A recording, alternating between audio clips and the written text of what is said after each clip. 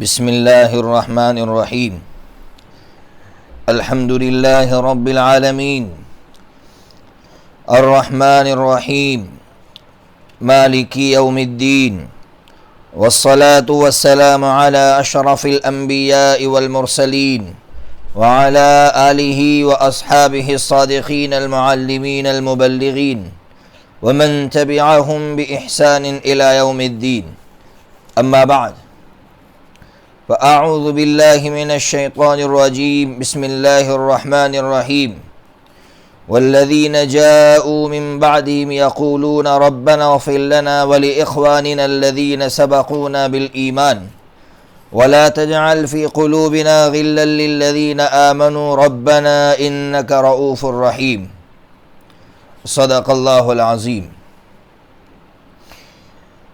واجب الاحترام معزز علماء کرام اور میرے معزز دینی بھائیوں،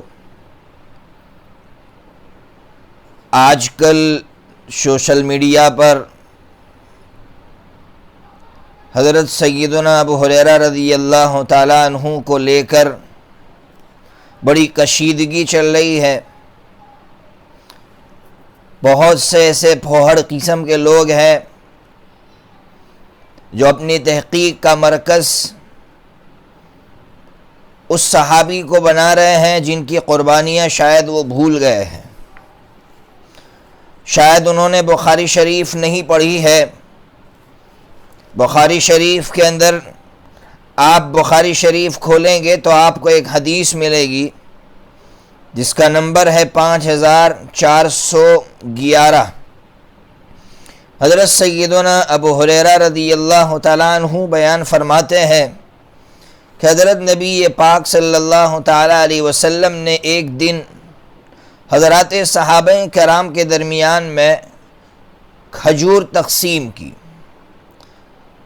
ہر صحابی کو آپ نے 7 کھجوریں دی. فرماتے مجھے بھی 7 دی، لیکن ان میں سے ایک ایسی کھجور تھی جس کو حشفہ کہا جاتا ہے. حشفہ کہتے بالکل کڑک نکمی کھجور، جس کو چبا نہ سکے، یعنی اس کو وہ کھانے کے قابل نہ ہو، جیسے سوکھ جاتی ہے بہت زیادہ، اس کو حشفہ کہتے ہیں.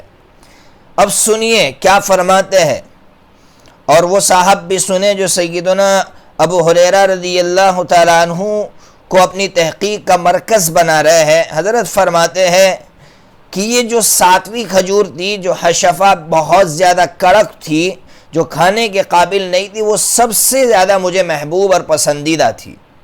کیوں؟ اس لیے کہ وہ جب چبائی نہیں جا رہی تھی، کھائی نہیں جا رہی تھی، تو میرے منہ میں گھومتی تھی، جس کی وجہ سے بھوک کا احساس مجھے نہیں ہوتا تھا. چونکہ کھانے کے لیے ہمارے پاس کوئی چیز نہیں تھی، بس اسی چیز کو منہ میں گھماتے رہتے تھے، پھراتے رہتے تھے، اور اس طرح ہم اپنے آپ کو تسلی دے دیتے تھے کہ کھانے کے لیے ہمارے پاس کچھ ہے.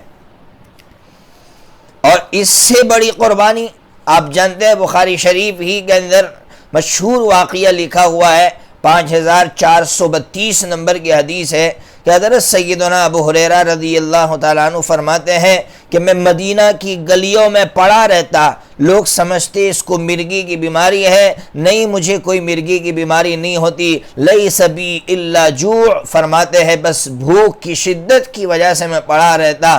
اب وہ حضرات جو حضرت سیدنا ابو ہریرہ رضی اللہ عنہ کو اپنی تحقیق کا مرکز بنا کر ان کے بارے میں بکواس کر رہے ہیں، ان کے بارے میں غلط بیانی سے کام لے رہے ہیں، میں ان کو ان کی تحقیق یاد دلانے جا رہا ہوں. ان سے اتنا تو ضرور کہوں گا کہ پنکھوں کے نیچے پیٹ بھر کر ان کے بارے میں کلام کرنا شاید تمہارے لیے آسان ہو سکتا ہے اور تم اپنے آپ کو محقق بتا سکتے ہو لوگوں کو، لیکن آج میں آئینہ دکھا رہا ہوں تمہیں کہ تم کتنے بڑے محقق ہو. تم نے کہا تھا نا لوگوں سے کہ حضرت سیدنا ابو ہریرہ رضی اللہ تعالیٰ عنہ نے بنو امیہ سے ڈر کر، سنو، بنو امیہ سے ڈر کر بہت سی باتیں چھپا دی، درباری ملا بنے.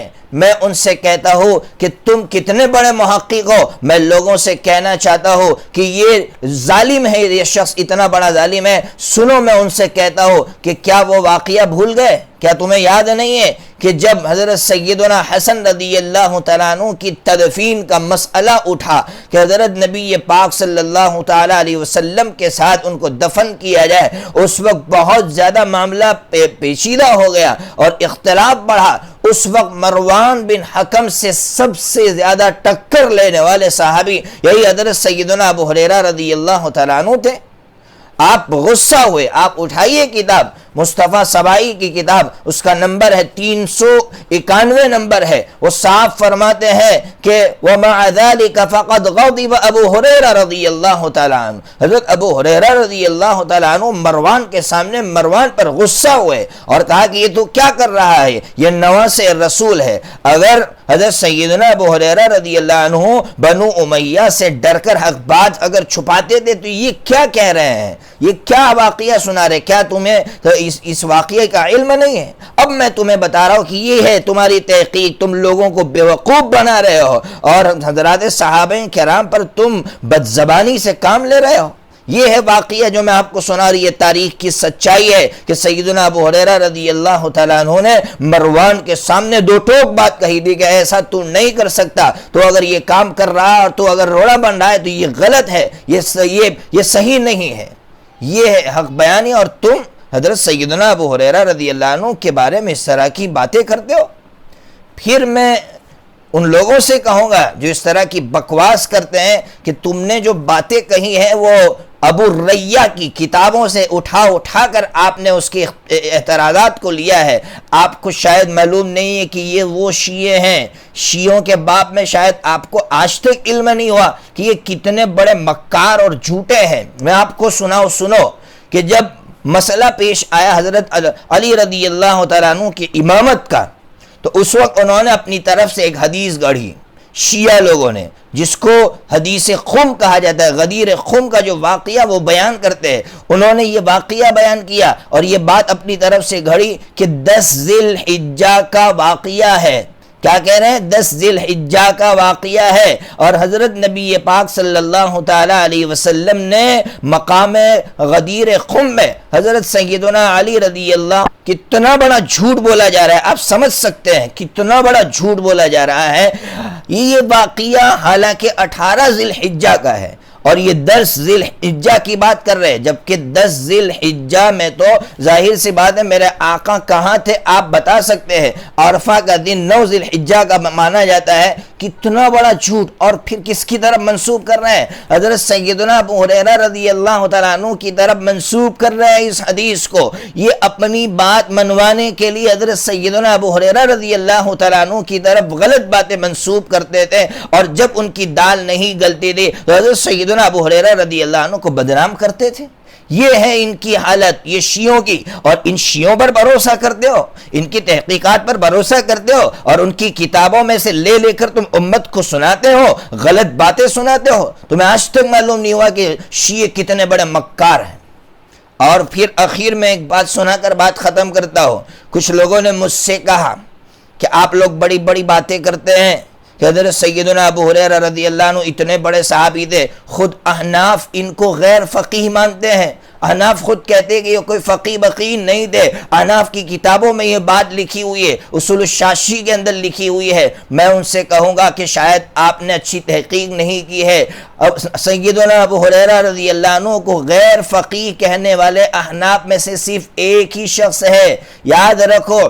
علماء سے کہوں گا کہ اس بات کو یاد رکھے، ایک ہی شخص ہے، فخر الاسلام عیسیٰ ابن ابان، یہ صرف یہ کہا کرتے تھے کہ سیدنا ابو ہریرہ رضی اللہ عنہ فقیہ نہیں ہے۔ باقی احناف میں جتنے بڑے بڑے محققین ہیں، جیسے خاص کر حضرت محقق ابن حمام رحمۃ اللہ علیہ نے سیدنا ابو ہریرہ رضی اللہ عنہ کو فقیہ مانا ہے۔ اور یہ بات کس نے لکھی؟ حافظ ابن حجر عسقلانی رحمۃ اللہ علیہ نے فتح الباری میں لکھی، آپ اٹھائیے جلد نمبر 8 صفحہ نمبر 83 پر آپ کو یہ بات ملے گی۔